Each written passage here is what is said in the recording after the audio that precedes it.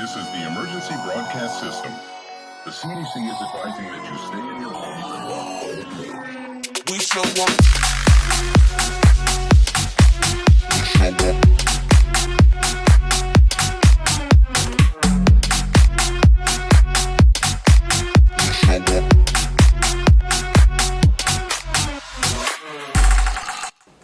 Hey guys, welcome back to Insomniac Stream. It is always weird when I talk with a mouth painted on. Hopefully I have not scarred any of you, although I assume you probably wouldn't have clicked on this video if you have a clown phobia. This video, of course, is for a really creepy, twisted looking clown. Kind of one of my favorite videos to do. I don't do them that often, but I honestly love seeing anyone create a really twisted clown makeup. So getting to do my own, very fun. I hope you guys are down to see how this is done and brought to life, so let's jump straight into the tutorial and just get started. First thing I did for this look is glue down my brows, and for this I just used a washable glue stick method. I first coated my brows, brushed them down with an eyebrow comb, and then did a few layers over it with a spatula and blended out the edges with a little bit of water on the tips of my finger.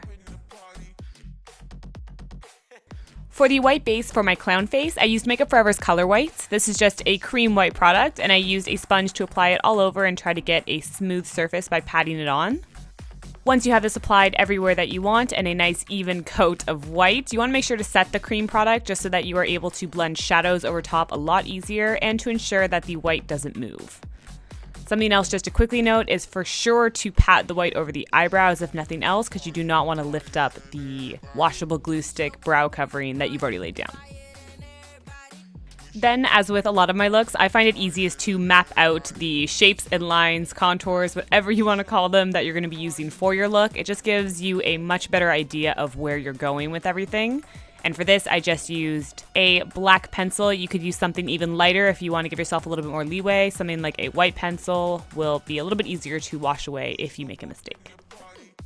Then to base out the eyes and start building up a little bit of the shading around the eye contours, I used a NYX eyeshadow base in black.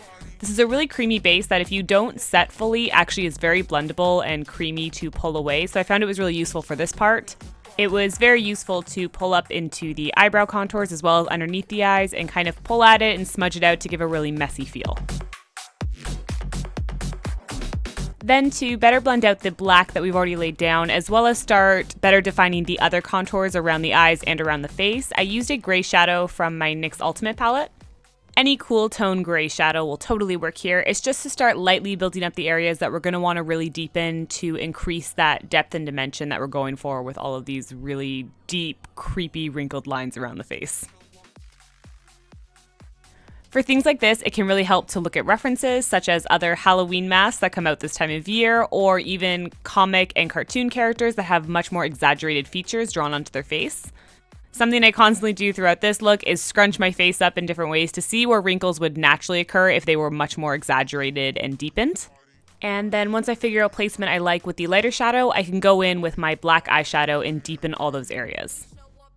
Jumping to the mouth, which is a big part of this look, I used a water-activated face paint to draw in all of the teeth. I went for a really tight, creepy smile with numerous teeth for this one and wanted to make all of the teeth sharp. So something I like to do to easily base out teeth is use my brush to actually just pull lines downward to make the base of the fangs. And then once you have everything down, you can go back and actually clean them up better. But this is a much easier way to lay down a bunch of teeth at once. And because these teeth are so small, when I went back to start defining them to make the tops a nice rounded edge and to make sure all of the points were nice and sharp, I just used a nail art brush. It's a detail brush I tend to use, or a 000 art liner brush that you tend to find in art stores as opposed to makeup brushes. I have honestly yet to find a makeup brush brand that actually sells a super fine liner brush, so jumping outside of makeup brushes tends to help for stuff like this. Then once all the teeth were down and I was happy with them, I went in with my red face paint on the same fine detail brush and created the lips. Keeping in mind that if a mouth was to be stretched this wide, it gets a lot thinner towards the outside, so you want to make sure it's pretty thin right when you reach the tips / corners of your creepy smile. This is something I did as well on my Joker smile tutorial from last year, so if you're doing an extended creepy mouth, it tends to be a good way to give that illusion. And then, of course, in the exact same way we did around the eyes, the mouth needs to be better defined and all of the contours need to be added in and darkened. So I did the exact same steps using the gray shadow first and then going in with black. Here, the gray shadow really helped me figure out if the contours I had sketched in would work, as opposed to looking absolutely awful. So using something like this, again, gives you a little bit of leeway in case things aren't going the way you think they will.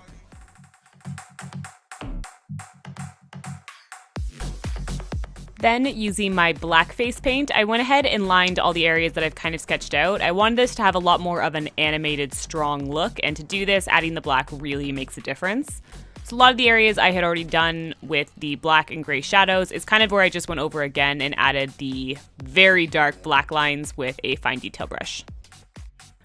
I also use this time that before the face paint fully dries, I like to blend it out with a dry brush and then go in with a black eyeshadow to even better blend it out. This just allows you to have a really deep black base, so when you add a black shadow on top, it's going to be like the deepest possible black it can be, and it makes for a really good dramatic contour.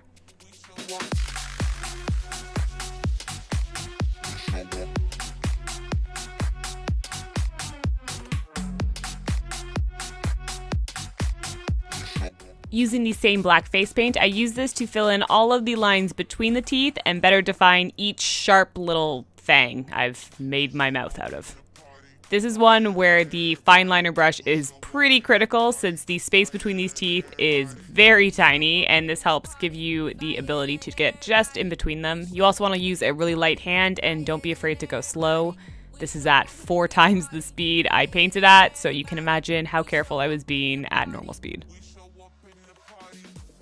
Once you have accomplished this tedious task, you want to go ahead and make the mouth even creepier. And to do this, we are going to ruin these pearly whites with some gross yellow and brown shadows. For this, I'm using NYX shadows in a mustard yellow color as well as a brown, and just applying them to the base of the teeth so it looks like they're kind of rotting at the gum/root.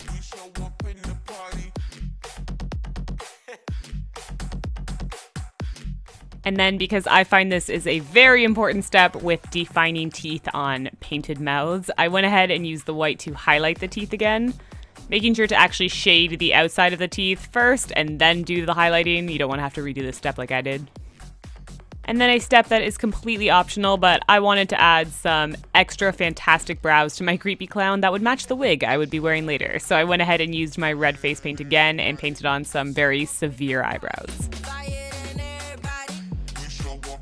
And then one last step before moving on to the neck was to outline the mouth with the black face paint as well.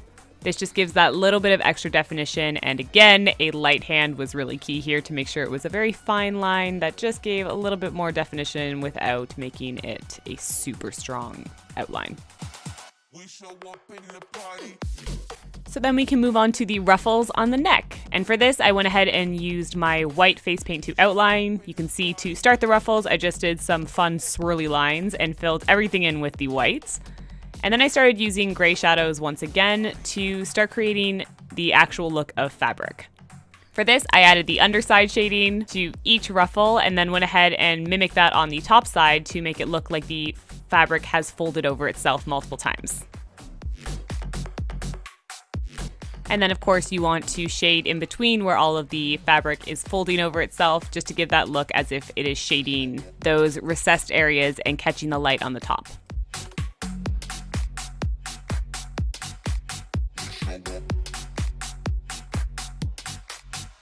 Be sure to outline everything as well to, again, just really define it, and use some more black shadow underneath since the gray wasn't quite dark enough. And this will just let it look even more three-dimensional. The CDC is advising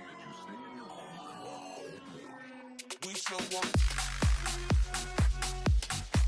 And then for on the top with the ruffles, you could also use your black liner here to give even more definition, but I decided to just use some black shadow and make the areas that are closest together look the darkest.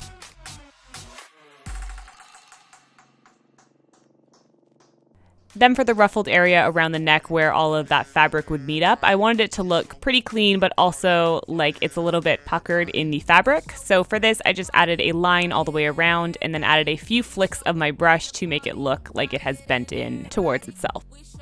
And then for the neck, I couldn't resist referencing those circus tents by adding the red lines along my neck. First time I ever saw this was Lex's from Made You Look's clown way back when, and I thought it looks amazing, so I wanted to do a little nod to that and add that in as well.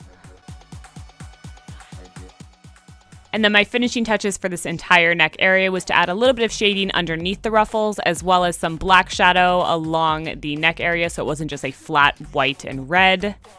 And then that was it for that. Very final touch to the look was to add a little bit of red to the nose to reference a clown nose, but I didn't want to do a perfect circle, so this was my little addition. And then of course throw on a wig, some creepy contacts, and your clown has come to life. All right, and here's the finished look. The contacts are from Camo Eyes. The hair is a really, really cheap wig off Amazon. It probably was worth all of like $9, and it's garbage, which is why I just teased the crap out of it and used it for this. So any super cheap wig that you can find, tease it insane, and you will have a really cheap creepy clown wig. All other products, of course, will be listed in the description. I always do that, and I will link to different places you can get them. I hope you guys enjoyed this tutorial. I definitely loved bringing it to life for you guys and getting to do a really twisted, creepy clown. I can't tell you enough how much I appreciate you guys taking the time to watch my videos. If you do enjoy them, please subscribe, share, like, comment, all that just annoying fun stuff. I hope you guys enjoyed this one. Hopefully, again, didn't creep you out too much or creeped you out just the right amount. Thank you guys very much for watching. I, of course, will see you next video. So until then, bye guys.